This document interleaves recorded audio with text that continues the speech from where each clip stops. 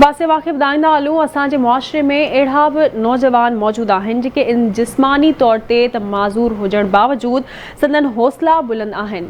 अहिड़नि नौजवाननि मां महराबपुर जो नौजवान नेमतुल्ला ॾेथो बि आहे जेको पैदाइशी तौर हिक ॼंग खां माज़ूर हुजण बावजूद रोज़गार करे थो। रिपोर्ट करे रहियो आहे आकाश कुमार।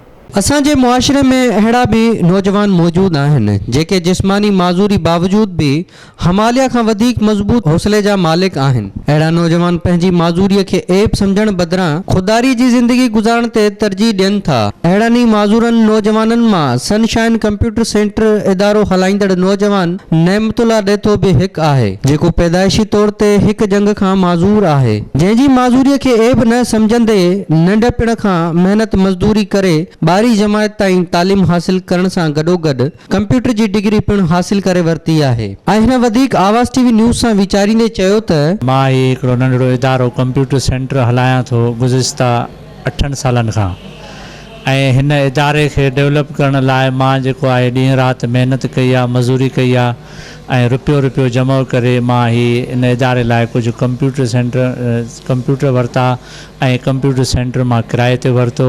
25 खां 30 ॿार जेको आहे कंप्यूटर जी तइलीम हासिल कनि था। 2 शिफ्टियूं हलाईंदा आहियूं, 2 शिफ्टुनि में मां पाण पढ़ाईंदो आहियां, यानी सुबुह खां राति ताईं महिनत करे कंप्यूटर सेंटर ते पढ़ाए मुश्किल सां घर जो गुज़र सफ़र कयूं था।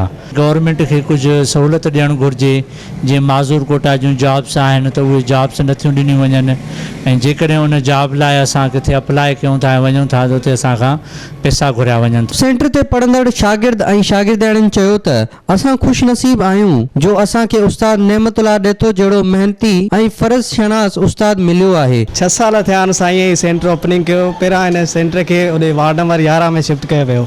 उन खां पोइ साईं नेमतुल्ला ते सेंटर खोलियो। हिते इलाही बैच पढ़ी वियूं आहिनि। हिते 2 सेमेस्टर कराया वेंदा आहिनि, DRT ऐं CRT।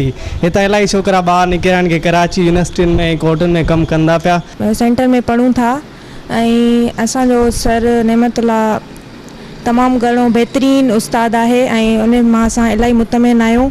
उनजो वर्क ॾाढो सुठो आहे ऐं असांखे उनजी माज़ूरी जो बि इलाही अहसासु आहे, पर सिंध हुकूमत असांजो साथ नथी ॾिए।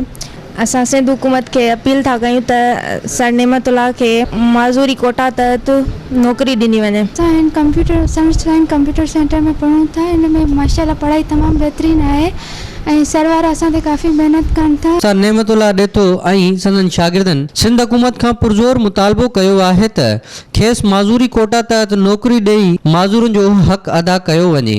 कैमरामैन साबिर अली सां गॾु आकाश कुमार, आवाज़ टीवी न्यूज़, महरापुर।